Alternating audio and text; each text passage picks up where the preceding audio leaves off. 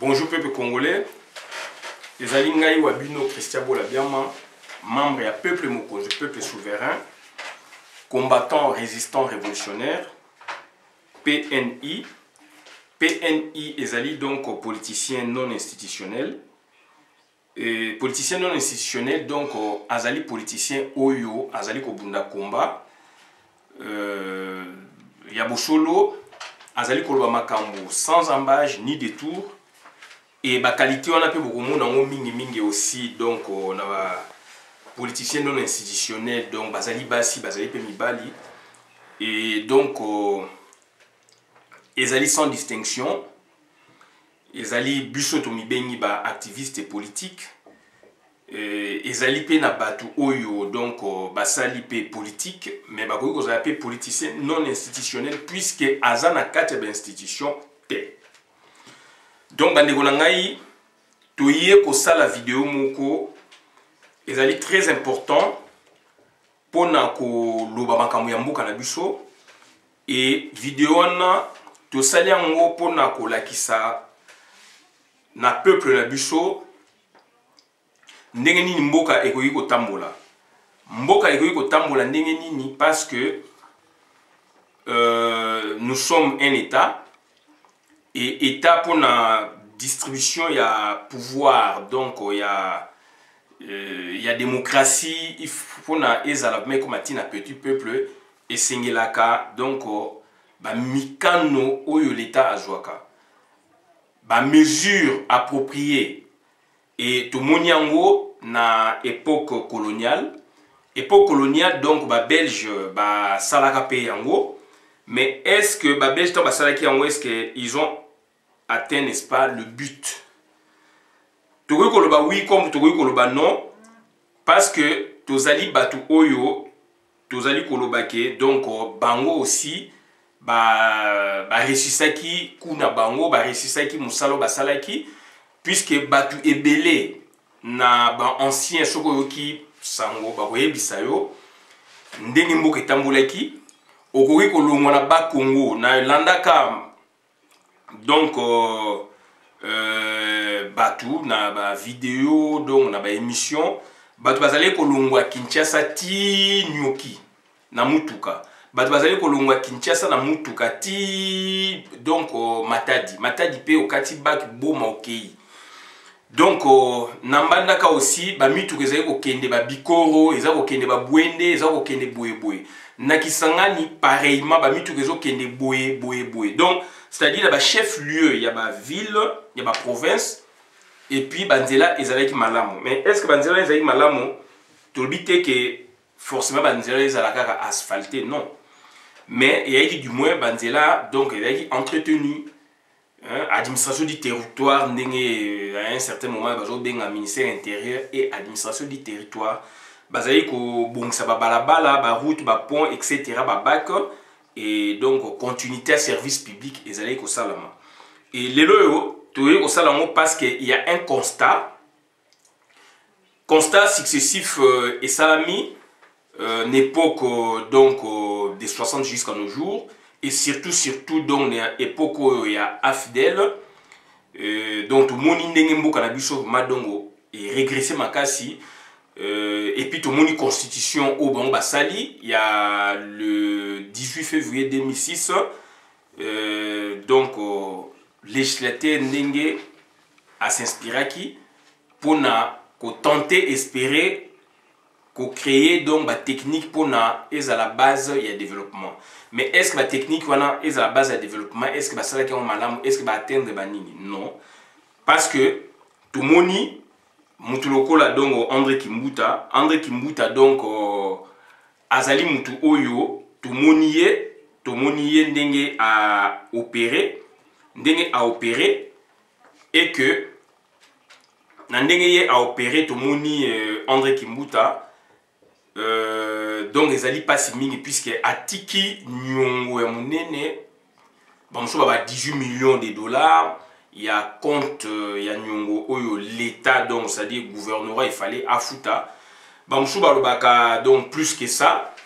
Donc excusez-moi mon petit bamusu balobaka plus que ça. Il y a donc ezali c'est très important et c'est tout précisé en haut. C'est très important, c'est tout le puisque Bamchouchou Bakoloba Boy, Bamchouchou Bakoloba 180 millions de dollars.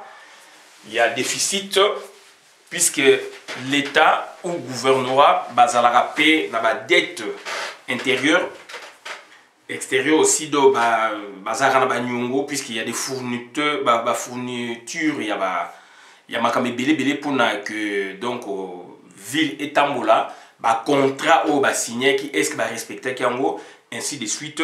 Et pourquoi total yango pourquoi choix il y a gouvernorat pour développer les pays. Choix, ce que gouvernorat, c'est la province, c'est la ville par rapport à la commune.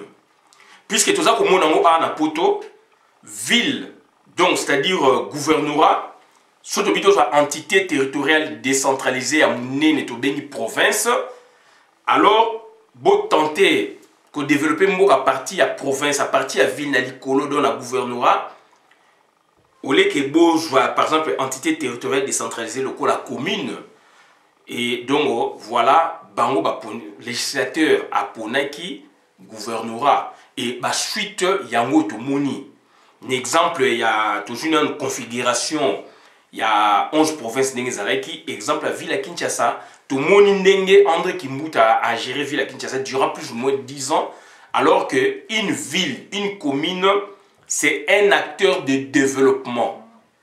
Une ville, une commune a signé un contrat. Dans le cadre même, il y a coopération décentralisée. Coopération décentralisée, donc, ils ont mairie et signé un contrat, ils ont un projet de développement. Mairie a signé un accord, na ba état mususu, na ba mairie mususu ya monde, même na ba donc employé rebelle pour attirer aussi des investisseurs. Mais par contre, il y a Bichot, tout commune en état pour l'inter, puisque le législateur, il y a 2006, il a agi ainsi. De batik makam biloko nyos tout na gouvernorat. Alors quand botima na gouvernorat do na likolo, na c'est déjà bobomi yango.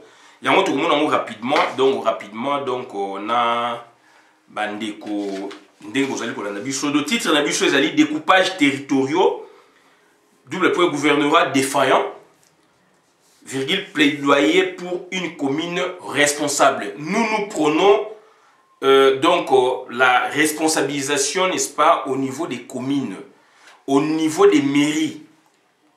On les appelle aussi villes, donc des petites villes. Tout ça, comme on a un maire ou bourgmestre de la Belgique, donc à quoi envier ministre T. Mais par contre, et pas la bicho, maire, bourgmestre na Congo, ou administrateur du territoire na province, na Congo, la ville à Kinshasa, la grande ville, et dans la zone rurale, il y a l'administration du territoire. Tout le monde est négligé, il y a solde, il y a gouverneur. Et puis, l'élection, donc, en 2006, 2011, 2018, ils ont prévu dans CENIBA organiser l'élection à niveau c'est Basala Kayangoti. D'où organiser l'élection à niveau du gouvernorat. Kiboudi, dans la brutalité, Nebomoni, suffrage indirect, tout ça, etc.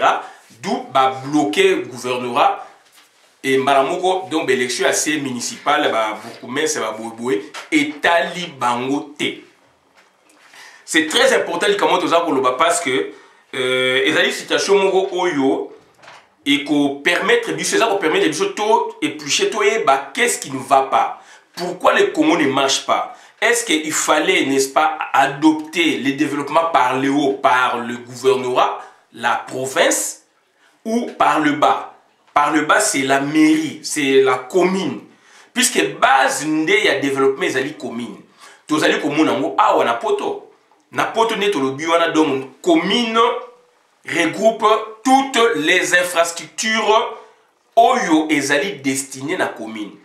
La commune a sa voirie. La commune a son service de logement. La commune a son service de logement, d'urbanisme et habitat. La commune a son service agricole. La commune a son service de l'enseignement, etc., etc. La commune innove puisque c'est un acteur de développement. La commune donc contracte donc fait des contrats avec des sociétés, avec des États, avec ceci, cela pour que il y ait des capitaux pour développer commune. Commune a une initiative maire et puis na donc conseil municipal. Conseil municipal est un organe délibérant, une sorte d'assemblée na bango, une sorte de parlement na bango.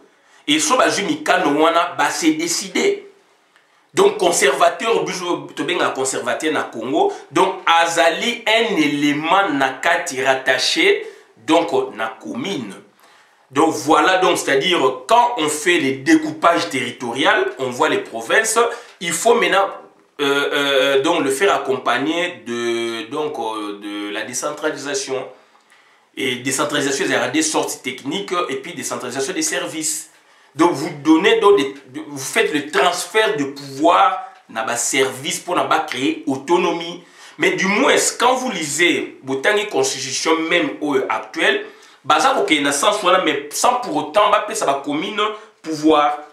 Et pourquoi il y a découpage? Donc nous on a fait le constat parce que découpage territoriaux c'est quoi? Et puis donc gouvernorat c'est quoi?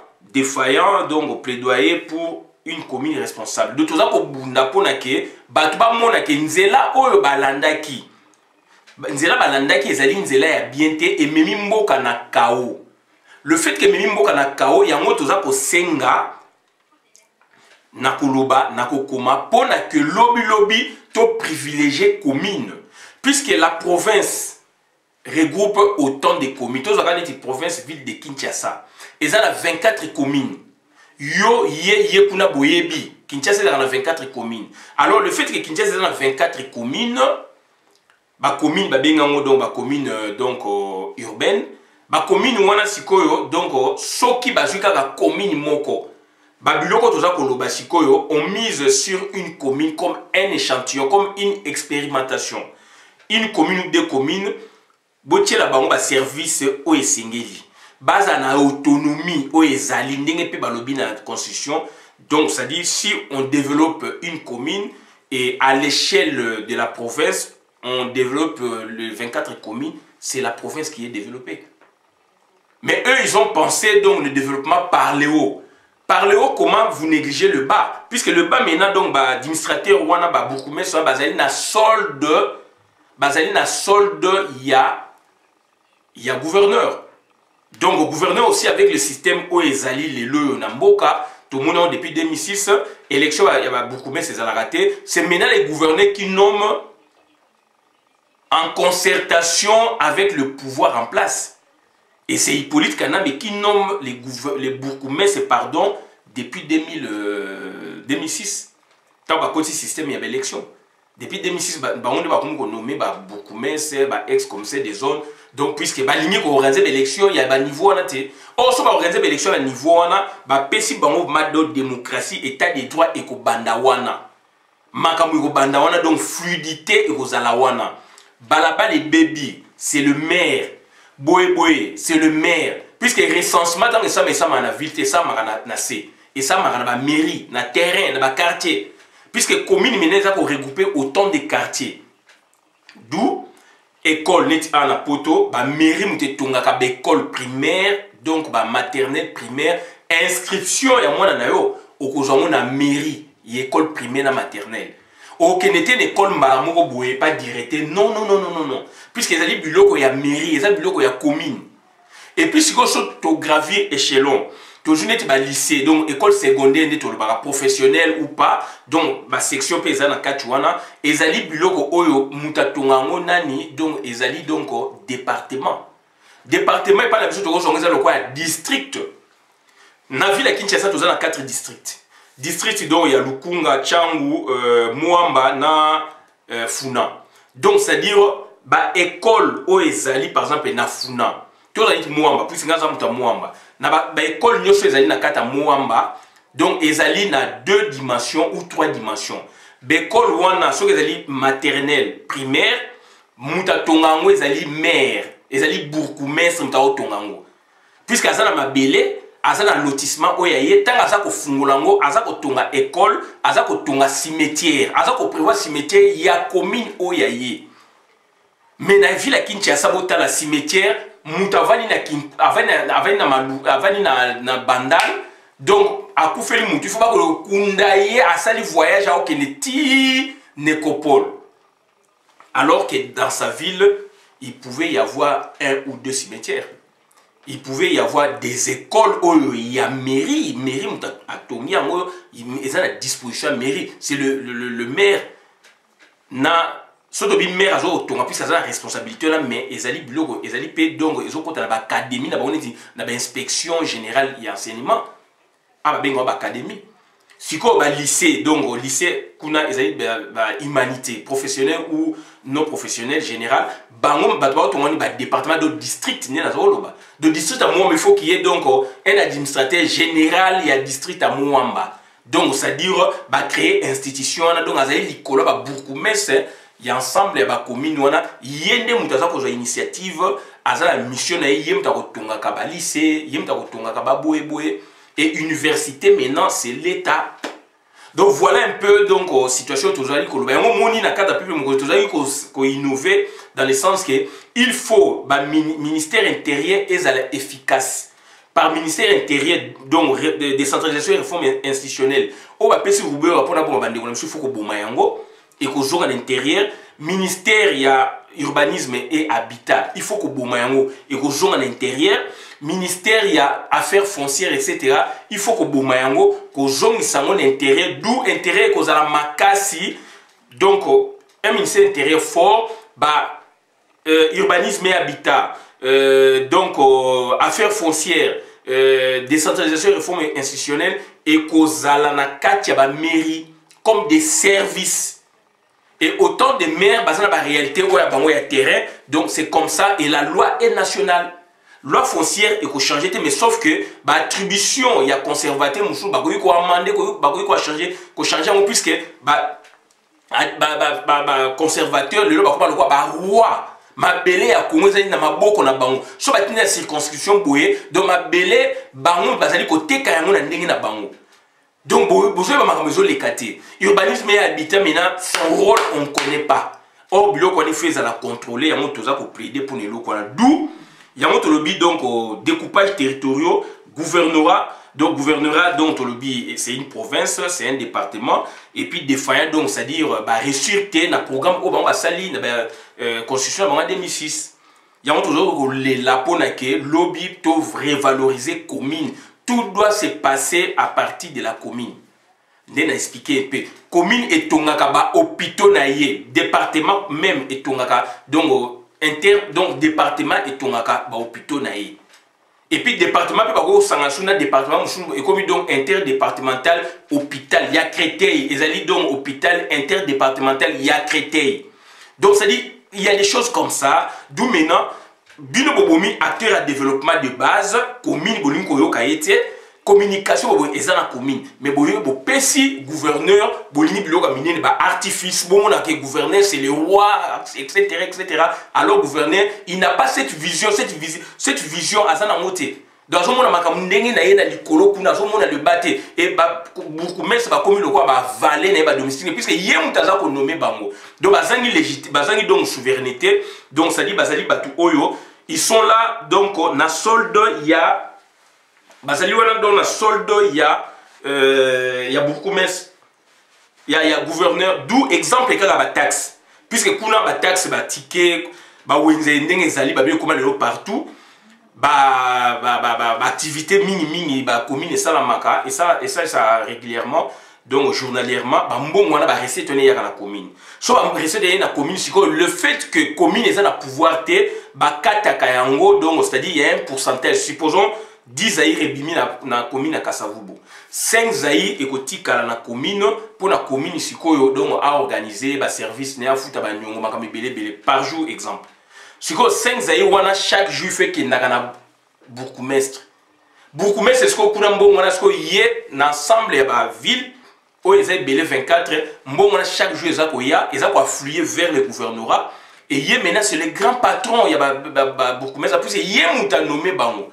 et yes comme bon wana sko yes ko azo ko pesa ça azo kata susu 10% na 10% ya azo kata susu 5% azo pesa sko le fondé de pouvoir muto a pesa qui pouvoir cas d'espèce neti kabila ninga zana donc ça dit ba mbongo ezo ko kende quelque part na compte à kabila donc ba service ezali ko sala mate ba rivière eza ko déborder voirie eza bien te boye eza bien te ezali makambo ya commune ba taxe ba boye donc c'est commune il faut fixer yango mais commune azali dépouiller donc ba recette wana donc gouverneur aza ko vivre na ba recette ba taxe ba magasin ya ba boye ba maman ba patente ba teka na ba wenzi ba ni ba chambre froide ba société ba nini mbongo wana donc commune a jouaka mais représentant gouverneur azana azo ben na ngezo ke na gouverneur ba taxe ya chaque jour wana ezo ke na gouverneur pour en faire quoi alors que makambo ezali ya base ya si gouverneur hier aux ba mission mouchouche voilà déjà faille na biso de découpage toujours en 2017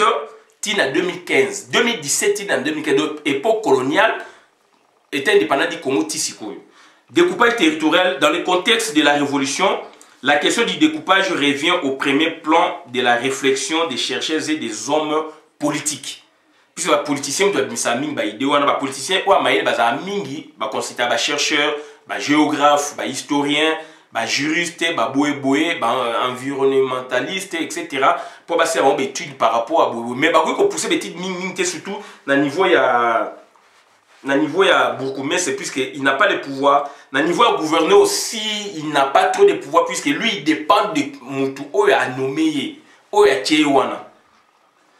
En mettant en avant la question de la décentralisation et celle du développement régional, elle situe le territoire et le découpage du territoire au centre de la réflexion sur les réformes à engager.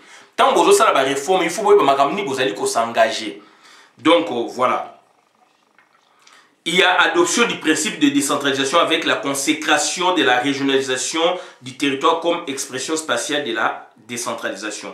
Le territoire de Moutou est donc fondamental ou est donc expression donc il y a espace à développer. Mais vous maintenant vous tiki territoire donc vous tiki mairie vous créez na gouvernorat. Mais là maintenant vous êtes donc en abstraction. Alors le concret c'est au niveau de la mairie. La mairie bon au monde que oui, il y a des problèmes, il y a mairie, école, il y a balabala, il y a un moment où qui mouta dans la qui wana l'esprit naïe as un gouverneur, il contrôle tout Kinshasa, mais pratiquement as un moyen militaire, lui aussi il en profite pour voler. Il y a des routes, route départementale, route monsieur Zali interdépartementale. Tous les avenir de l'université. Ils allaient entre deux communes, 3 communes. Donc, limité côté Mombele, côté Mounang, donc, oui, limité Mombele, voilà. Donc, c'est-à-dire, route wana, ce problème, il y a normalement, ils allaient interdépartemental. Donc, ils allaient entre, donc, c'est-à-dire, ils allaient donc, voilà, gouverneur a connu qu'on joue à travaux, puisque ils allaient route naïe. Mais, route, le col, il y a qui quitte.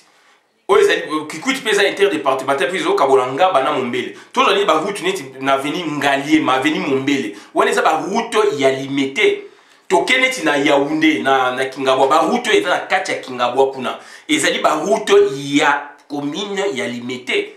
Ba route na ma crevette eza ba commune ya route ya limité. Côté Afuna na kati. Soko côté il y a des routes où eza intérieur.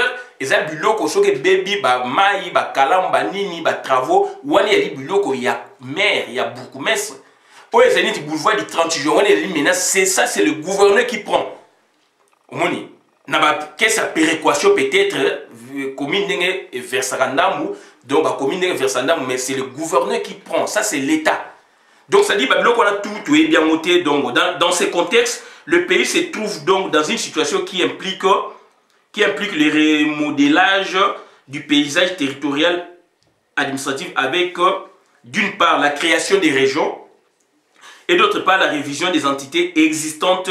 Voilà. Donc, entité au exalak, il faut qu'on revoie rien puisque va faillir quelque part. Aujourd'hui, on vise le développement par le haut, le gouvernorat. Donc, c'est-à-dire, il y a un autre à proposer, donc on doit revoir ça. Puisqu'il y a faille, moi que continue à chaos, tu continuer à penser à la gouvernorat. Donc, c'est-à-dire, raison pour laquelle nous sommes à la gouverneure à la ville. Moutnyo so nga ministre, mais du moins awa na mboka donc misala ça makana ba mairie. Donc un maire il y a France, un bourgmestre, il n'en vit pas un ministre. Mingi kutu donc azali maire a commis ministre na parti na boy na ministère a tikali na mairie puisque c'est là il y a du travail. Il y a problème d'élevage, il y a des éleveurs, il y a pas boy, il y a pas boy. Ça c'est la mairie. C'est pas le gouvernorat. Donc voilà, c'est très compliqué. Et axe de réflexion, c'est quoi? Pourquoi le découpage territorial? Vise-t-on le milieu naturel, l'économique, la société, le social, le sociétal? Vise-t-on le fonctionnement des services publics? Quand on fait le découpage, axe, il y a réflexion. C'est fondé par rapport à quoi? Par exemple, Namoumbe, donc limité. Limité, c'est ville, il y a commune à limité. Commune alimentée déjà normalement, ils allaient un grand acteur à développement puisque Azali, ville moko, Azali, ville industrielle. Ils ont une usine au Bango. Donc ils ont un bassin économique. Au département, nous sommes basali ko ya pour la base de misala wana. Prenons par exemple le ville neti donc Kisenzo. Kisenzo il y a rien, il y a que des érosions. Et quand est-ce que Kisenzo va se relever ou relever les défis pour les enjeux du développement? Donc, ça dit cette commune, donc, je prends le cas de Kisenzo. Par rapport à Namombele. Dans 90, on avait même suggéré que Namombele, commune alimentée tellement ça encore décentralisation, va découper. Mombele comme appelé commune, Kingabwe comme commune, mais projet n'est pas. Et il y a donc période de 90, oui. Donc, c'est-à-dire, commune est à Mongafula. Ils allaient tellement néné. N'a pas Malukuna, Mongafula, on a Malukunda. Ils ont deux communes, ils ont miné et puis ils ont semi-rural. Donc, la commune est se développe à Caen. Pour les choses, commune, il y a Mongafula. Mitendi, so outi Kasangulo, Yeti, ma cité verte, ils ont Mongafula. Au Keiba, ils peignent. Donc, ils peignent les agents Ngalima. Donc, ça dit Mitendi, parti Mongafula, parti Mongo, donc, Kabonana, Ngalima. Donc, est-ce que Mongafula. Donc, commune à Mongafula, mais c'est vaste. Mais ce qu'on va commune, et qu'on s'est développé quand il y a des érosions, etc., etc. Alors que, donc, l'État a Kanimisu, Kindele, ça fait partie, donc, je pense, de Mongafula. Kindele fait partie, il y a Mongafula, je pense. Je ne pense pas qu'elle est, mais ça fait partie de Mongafula. Kindele, Ezali, commune Moko, Ezali, donc, emplacement Moko Kitoko, mais du moins, ben, éroger les Kitoko. Mais rejoindre les Kitoko, donc, ça dit, maire Wana, est-ce que Atala Kamakambouana, est-ce qu'il a des moyens suffisants? Est-ce qu'il y a des outils, donc, il y a travail pour à éradiquer, érosion, etc. Alors, il faut mener une politique, donc, contre l'érosion. Awa, tout ça, au monde, on va mboka mingi, mboka ngana vali awa. Et ça dit, mboka moko, so y'a ba commande, c'est bukana, tout ça, na kata vallée. Et qui dit vallée, donc il y a montagne quelque part. Mais du moins, Mundela a maîtrisé érosion. Érosion des alités. Barout des aliments macadamisés, boé, structure, ma casse des ali. Donc, c'est-à-dire, c'est très important. Et donc, milieu naturel, pour ça, découpage. Pour enclaver, côté, pour s'ouvrir, ninga mouchouchou, commercer, boé. Milieu naturel et découpage, bassin hydraulique. Région climatique. Est-ce que bazana rivière, bazana ba boé, bazana ba boé, pemeni wana ou bien beaucoup ça on a beaucoup enclavé bango, etc. Est-ce que économie et découpage, correspondance entre bassin d'emploi et découpage naturel? Est-ce que société et découpage, il y a de l'histoire et héritage dans la compréhension des découpages et surtout dans les révisions attendues ou préconisées? Bolimbo coupé, découpage de ça mais il y a une histoire. Est-ce que l'histoire il y a liboso, héritage nini c'est là qui héritage na nini na réflexion nini qui comme résultat après découpage de ça liboso. Biloko il faut étudier en haut. Politique et découpage. Quelle est la relation entre découpage politique, déconcentration et décentralisation? Quand vous faites les découpages, est-ce que beaucoup de concentration à pouvoir, na lobby ou na déconcentration? Na comment ce qu'on est, vous allez na concentration à pouvoir. Tout est concentré à niveau, donc il y a gouvernorat. Donc tout le monde a rapidement donc découpage territorial. Découpage territorial, théoriquement, donc on a 1887-1808. Le roi Léopold a qui découpage basé sur les territoires et les districts. Et tu es en 1908-1930, Congo belge, puisque Congo belge est donc 9e province, il y a Belgique. Cette fois-là, on a connu deux grands découpages territoriaux, 1917 et 1934. Tu as 4 provinces, tu as 6 provinces. Donc, on a 4 provinces en 1917, il y a Équateur, tableau donc carte tout le monde Équateur, en 1917, premier découpage territorial. Où est Samara na nini? Puisque tu as un district, 1917, PANF. Sur la configuration, il y a 11 provinces. 11 provinces nettes avant tout comme on a 26. Équateur, Ezalaki, Bandunu, Maïndombe, et Sikamoko, Bakongo, donc Kivu, donc Maniema, Nord Kivu, Sud Kivu, et les cancer oriental, cancer occidental, Équateur, Ozaï. Donc, c'est la configuration par rapport à décret en 1917. Donc, tu as 4 grandes provinces. Charte coloniale. Cadre juridique avec charte coloniale. Mais tout ça pour s'inspirer de la constitution belge. Donc 4 grandes provinces. Équateur plus Maïndombe. Maïndombe au lelo de comme province. Et ça faisait partie intégrante. Il y a Équateur, il y a 11 provinces. Équateur, il y a une carte à 11 provinces. Au Juna Maïndombe, il y a une grande région Équateur en 1917. Aujourd'hui, Katanga. Katanga, il faut joyer plus Mweneditu. Donc, Mweneditu, dans les Kassai, faisait partie intégrante, il y a le Grand Katanga, n'a décret en 1917. Donc, jusqu'aux provinces orientales, Otobengadi Ozaï, aujourd'hui, configuration, il y a carte, il y a 1900, il y a carte, donc, il y a 11 provinces. Aujourd'hui, Ozaï, Rwanda, ou province orientale, plus le Kivu. Kivu, nous sommes Sanisiango. Nord Kivu, Sud Kivu, Maniema, nous tout la province orientale, et la grande province orientale. Aujourd'hui, si Congo Kassai. Congo Kassai est une province Oyo, et regroupé actuellement. Donc, anciennement, la carte, il y a 11 provinces.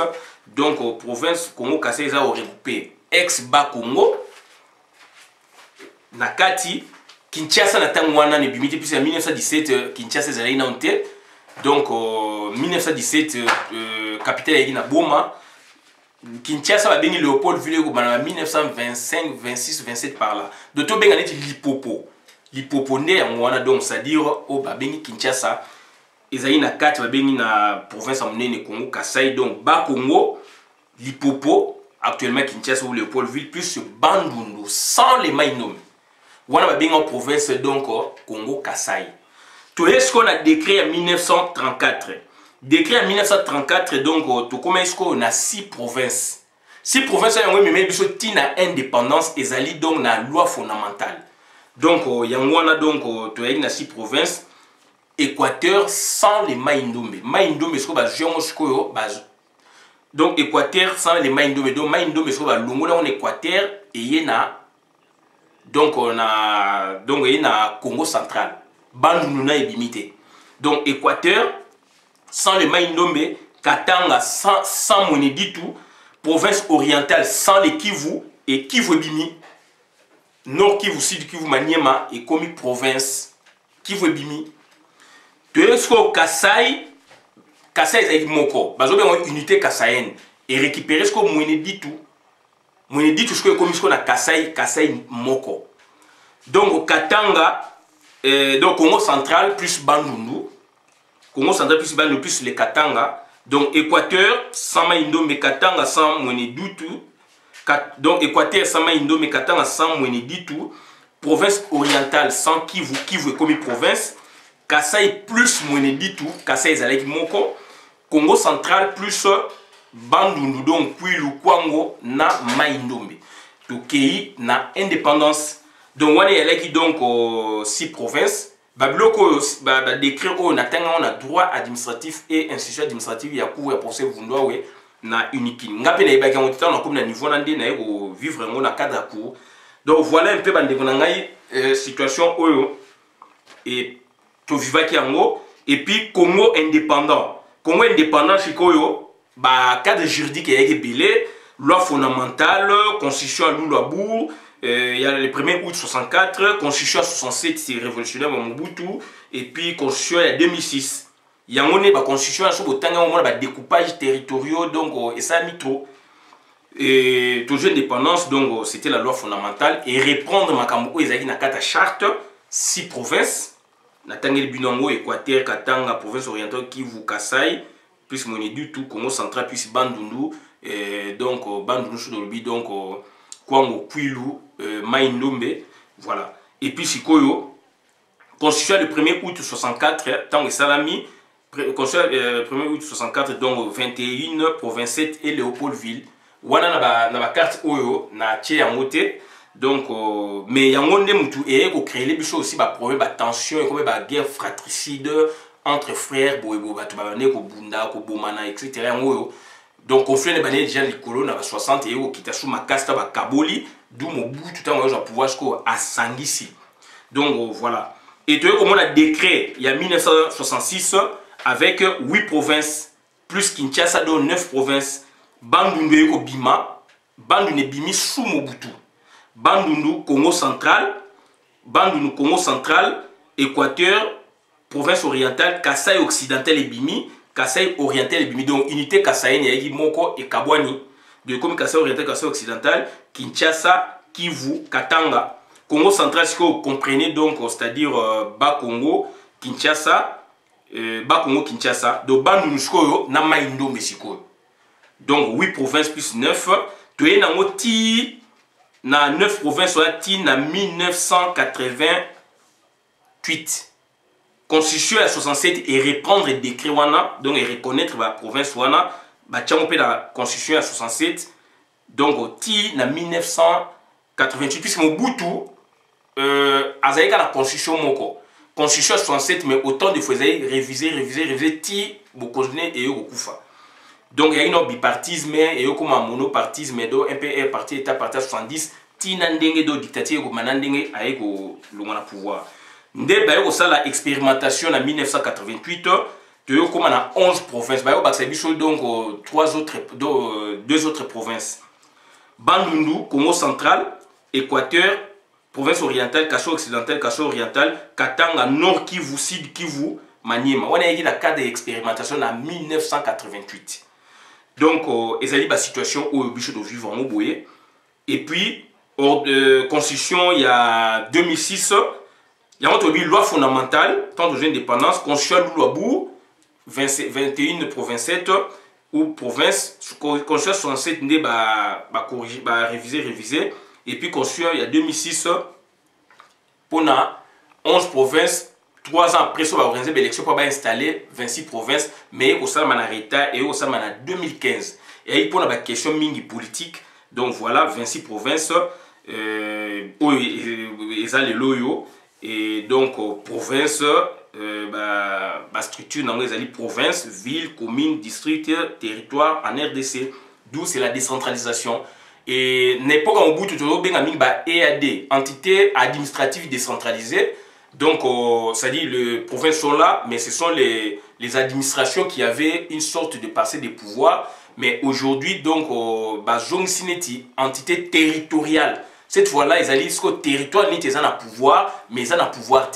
Mais dans mon bout, il y a EAD, aujourd'hui, on parle beaucoup de ETD, entité territoriale décentralisée. Donc, on suppose la ville a l'autonomie, mais la ville n'a rien. Mais la période au bout, il y a uniquement un transfert à pouvoir par rapport à l'entité administrative décentralisée. Donc, sur l'article 2, article 3, beaucoup moins de on a tout. L'article 2 a constitué en 2006 la RDC composée de la ville de Kinshasa et de 25 provinces dotées de la personnalité juridique. Article 3, les provinces et les entités territoriales décentralisées de la RDC sont dotées de la personnalité juridique et sont gérées par les organes locaux. Ces entités sont territoires décentralisés, donc ces entités ou territoires décentralisés sont la ville, la commune, le secteur et la chefferie. Elles jouissent de la libre administration et de l'autonomie de gestion de leurs ressources économiques, humaines, financières et techniques.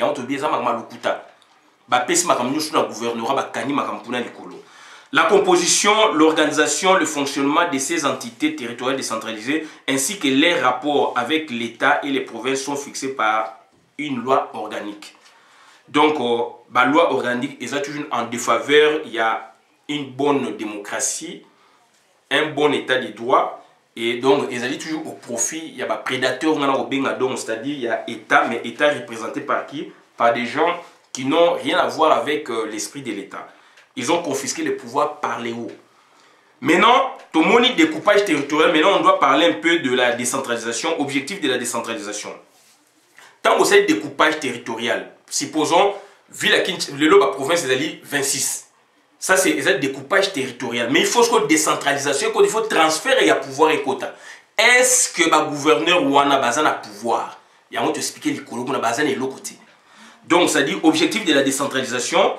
Donc, la décentralisation technique ou par service poursuit comme principal objectif le renforcement de l'efficacité, l'efficience et la compétence. Il faut donc efficacité dans l'action administrative faisable. Il faut qu'il y ait compétence, il faut que base à la former. Base à la place où est sengeli. Mais la plupart maintenant, basa ko linga osa puisque batouana basa ko nommer bango. Le fait que basa ko nommer bango, basa ko répondre quand na bateau ba nomma ki bango. Donc basa li ko basa ko tala binoté. Puisque bino na bango na bino do bosa na rapport mon côté. Donc voilà. Dans la planification, le suivi et la prestation des services publics en les soustrayant aux règles de l'administration publique, en leur octroyant une personnalité juridique. Toujours mon amoté. Pourquoi les choix sur la ville que la commune? Pourquoi les choix sur le gouvernorat? Gouvernorat, les ville, département. Pourquoi les choix? Il y a développement où tu as l'icolo qui est nassé. Pourquoi les choix sur la ville que la commune? Le législateur est le choix du gouvernorat ou ville, province que de la commune. Pourquoi ces choix-là? Avantages et désavantages, tu expliquais Bino. Il y a gouvernorat, il y a commune, etc. Donc, puisque sommes comme ça la commune, donc le peuple azali prêt, azako monde, azako vivre en haut. Mais c'est un motier makam na likolo si on a gouvernorat. Autant de communes, est-ce que gouverneur wana azana mayele nini o ya ko développer ba commune na izali ebelé. Ils appellent un problème peu complexe. Chaque commune a sa réalité naïe. Or, so ba tiki pouvoir na kati ya ba commune, na ba maire, na ba mairie, développement est rapide. Ba bon ça ba la ba sala ba boye ba fout ça ba taxe ba pas quoi l'état ba biso fout ba impôts locaux. Ba impôts locaux to fout ka awa. Ils allient bilo ka mairie. Mairie RSA awa donc revenu donc de solidarité donc active. Donc revenu wana ezali revenu oyo ba futaka mutu oyo asaliti musala kufi à côté pôle emploi pour ba lokeli musala ba indemnisaka par rapport ndenge ba katelaki temps oyo asalaki na oyo ba reconnaître na moment na ba lokeli musala ekozala 1 année 2 ans soki 2 ans 1 année sila azu musala te ezakasko mairie mutu azwaka charge akomi ko futa mutu wana soki na bazo futa 1000 € na mairie siko ba futa 500 €. Et puis, les taxes na openda coupé kiti, transport na opé kiti, babouéboudo, ils allaient impliquer. Donc, mais biso ce système, oh, tu créer on a des cerveaux. On a des cerveaux. Il y a des gens appropriés pour ça. La ville, c'est une science. La ville, c'est une science. Donc, c'est gouverner à ville. Gentiment, gouverner à ville. Na boyite azamo na poto azana ba idée oyo tozana ngope mais gouverneur à ville est-ce que biloko gentini soko aye nango est-ce que ekoleka par rapport ya ba tout power ekoleka te d'où gentini aussi à surtout qu'est-ce qu'il va faire il va voler donc ça dit la ville c'est une science soki ba yebite ville ezaka science donc biso tana la gestion droit gestion économie la ville c'est une science moni. Donc, ça dit, au mécanisme de définition de la ville, c'est une science. La ville, c'est une science. Voilà. Donc, ville, c'est une science. Voilà. Donc, ville, c'est une science. Ville, et une science. Donc, pourquoi la décentralisation supra? Pourquoi la décentralisation à l'icolo qui est assez? La décentralisation, le pouvoir, c'est un découpage territorial. On voit les provinces. Mais comment maintenant on confisque le pouvoir na niveau sous ya province likolo et bourgmestre bazali wana sikoyo do guignol ils font rien baza kosala ndenge esengeli mais bazali wana dongo bakomi bapetia bitinda ya bagouverneur bazali wana sikoyo gouverneur aza na besoin mbongo kuna kotina mutu na ye moko kuna na lettre bourgmestre aopesa ye do babourgmestre do bazali na valeur te puisque bazalaki élu te bazali nommé baza kodépendre na bato banomaki bango. Donc ça dit bato wana sikoyo bango pe à son tour donc ezali sikoyo nini baza kozwa mbongo ya bilanga baza kolia na ndenge na bango voilà baza kolia pe mbongo na ndenge na bango voilà.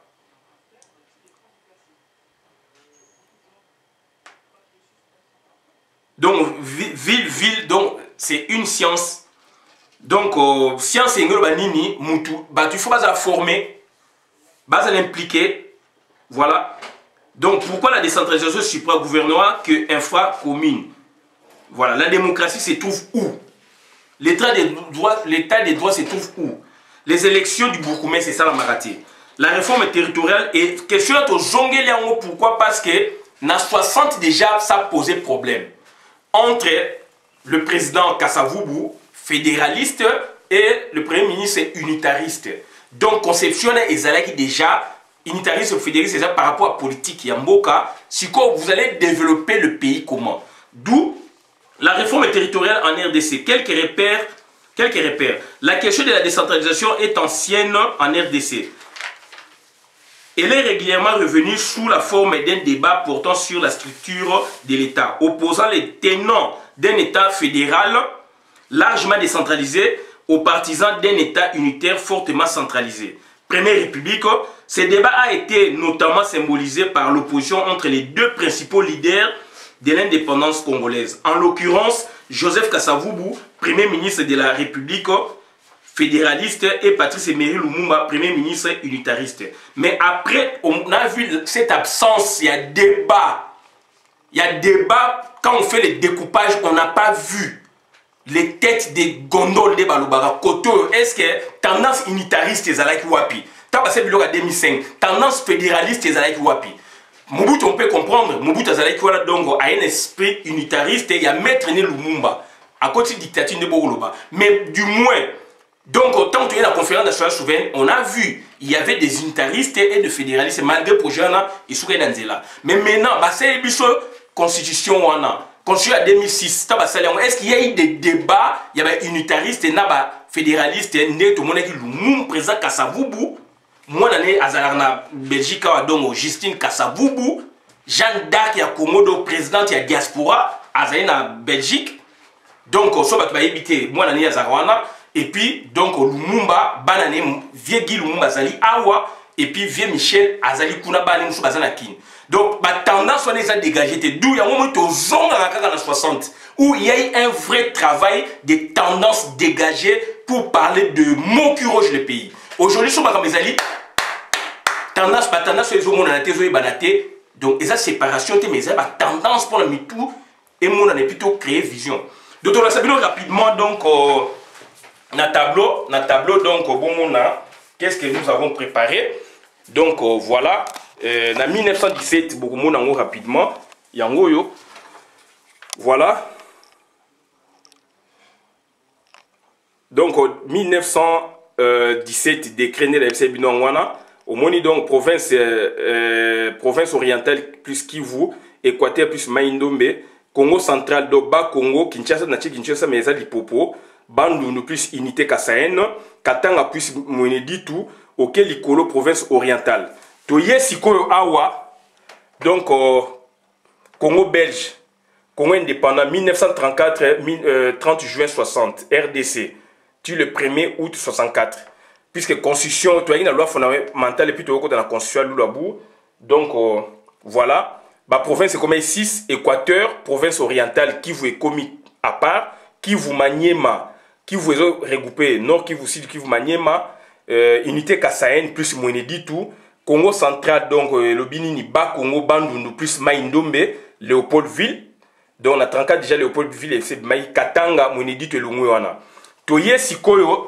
Donc, ils ont fichier numéro 2, numéro 1, yangoyo. Numéro 3, ils ont puis ils ont constitution il y a 64 avec 21 provinces, toujours qui en côté. Mais tu il y a RDC, donc République démocratique du Congo, 24 juin 67, 1988, découpage Yango. Équateur, donc, tu il y a 8 provinces plus Kinshasa, 9 provinces. Donc, Équateur, province orientale, donc Ozaï, Kivu, Kasaï oriental, Kasaï occidental, Bandundu plus Maindo, mais Bas Congo, et puis Katanga. Et Awebimi, il faut voir qu'il y a eu décret en 1966. Donc Mobutu a Kabul, Bandundu Bimi sous Mobutu. Bandundu Bimi sous Mobutu, et puis Kasaï Kabul sous Mobutu. Et puis tu es ce qu'on a, donc on a Zaïre. Nazaïr, c'est qu'on a fichier numéro 4, puisque 3 tout était. Numéro 4, fichier numéro 4 à moi, donc RDC Zaïre, RDC, 24 juin 67, 1988. Mobutu a scellé la constitution, mais autant de fois révisé. Donc en 1988, nous avons fait l'expérimentation Awa, qui vous a Kabolengo, dans nord Kivu, sud Kivu, Maniema, Kassai oriental, occidental, Bandundu plus Maindo, mais Bas Congo, et puis Katanga. Donc les constitution toujours, il y a le 24 juin 67. Voilà. Tu es sur Awa, constitution, il y a donc RDC, il y a 2006, mesures dans les alliés appliquées en 2015. Donc voilà, les alliés 26 provinces. Donc les constitution, donc il y a 18 février 2006. Tu expliquer pourquoi pour la bateau, mona, vivre en Europe clairement parce que les alliés la situation il y a beaucoup de biso oyoke. Batu mingi ezali ko échapper na bango ezali ko échapper na batu mingi donc batu mingi ba yebite yangwana donc esengeli to le belango toza ko le belango parce que tozali na souci ya mboka parce que on n'a pas compris le législateur il y a 2006 ba bimise biso constitution au biso de lingari faut ba changer yango donc et beaucoup de la politique mususu ba rolbake constitution bo changer était. Mais on ne va pas changer argumentation exatée. Ou basé sur argumentaire. Alors que, ce que bien, nous, donc, on va voir le développement. On n'a pas besoin d'un gouverneur. Gouverneur au Basali à Congo, Namitou na Bango, Basali na Kati État fédéré. On dirait les États-Unis, ils sont là, gouverneurs, les chefs, il y a président, il y a État fédéré, gouverneur. Donc, au bazar, il y a gouvernorat, les communautés, l'État na bango. Alors, bazar, on dépend de la bateau, bazali complice et complaisant na bateau, va pési bango pouvoir. Les vrais fondés de pouvoir bazali. Il n'y a pas question de souveraineté là, il y a eu autonomie exatée. Alors, les souverains primaires, azali ko élire batouana te.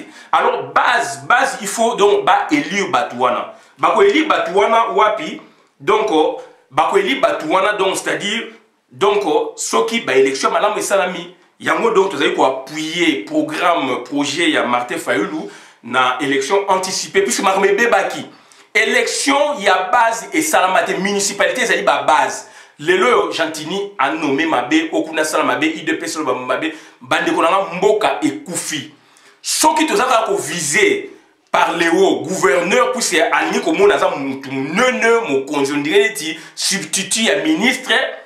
Donc, alors qu'il n'a pas de pouvoir, à ça l'arrangisme, donc, alors nous proposons quoi? Il faut qu'il y ait élection, il y a beaucoup, mais et surtout que, donc, appliquer loi à Malamou, donc ça dit que ça pouvoir dans la mairie. Avec restructuration, il y a donc au ministère intérieur. Affaires foncières, il fait Koufa, et ça déjà ma preuve, il y a une loi foncière, tous arrangés la loi foncière. Donc, on va donc traiter, réviser Bablo comme chouchou, conservateur, Azana, pouvoir extraordinaire par rapport à la maire, alors que conservateur n'est qu'un fonctionnaire de l'État. Alors, maire Azali n'a mandat, Azali donc n'a projet de société pour développer sa municipalité.